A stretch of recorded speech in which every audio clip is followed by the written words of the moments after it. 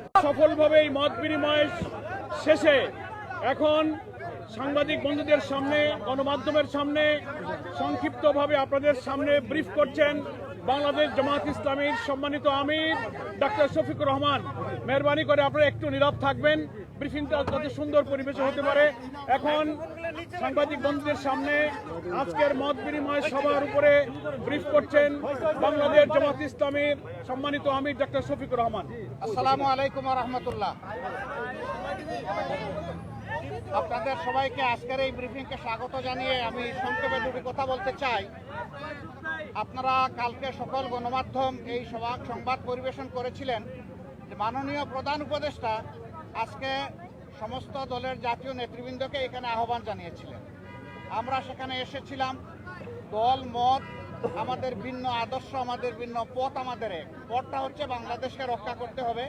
এই সব কিছুর ঊর্ধ্বে উঠে দেশ আমাদের সবার, শুধু রাজনৈতিক দল না, আমাদের সকলের, জনগণের একটা বিশেষ অংশ আপনারাও, এবং আপনাদের ভূমিকাও কিন্তু গত আন্দোলনে কারো না থাকতে পারে, কিন্তু নির্বিশেষে অনেক সহায়ক ছিল।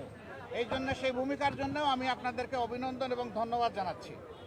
আগামীর বাংলাদেশ গঠনে পথে পথে আমরা বিভিন্ন অন্তরায় দেখতে পাচ্ছি, বিশেষ করে পার্শ্ববর্তী দেশ, তারা আমাদের প্রতিবেশী।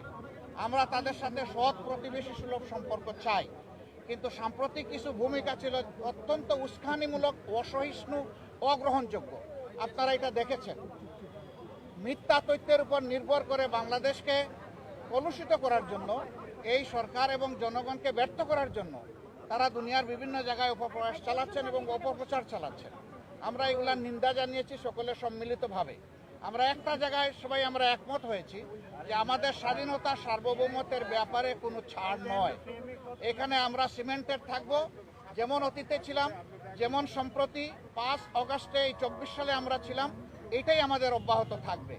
এখানে পরামর্শ এসেছে রাজনৈতিক শীর্ষ নেতৃবৃন্দের সাথে, যেমন মত বিনিময় হয়েছে, ছাত্র সংগঠনগুলোর সাথে হবে, বিভিন্ন ধর্মীয় সম্প্রদায়ের সাথে হবে, আপনাদের সাথে হবে। আমরা সেই প্রস্তাব রেখে এসেছি এবং আমরা আশা করছি আপনাদের সাথেও মত বিনিময় হবে।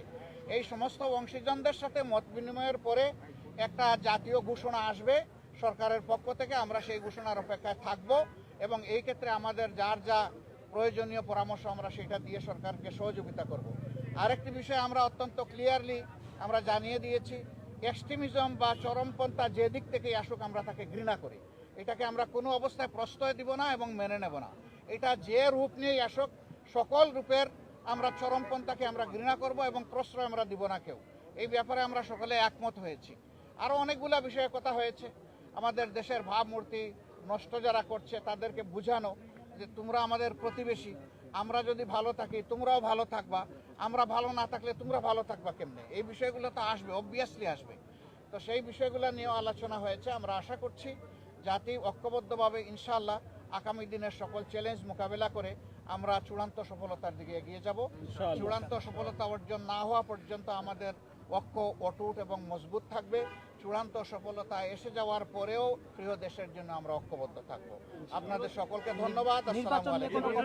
নির্বাচন নিয়ে ছোটখাটো কথা হলেও সেটা নিয়ে কোনো কনসেনসাস হয় নাই বা ব্যাপকভাবে কোনো আলোচনা হয় না।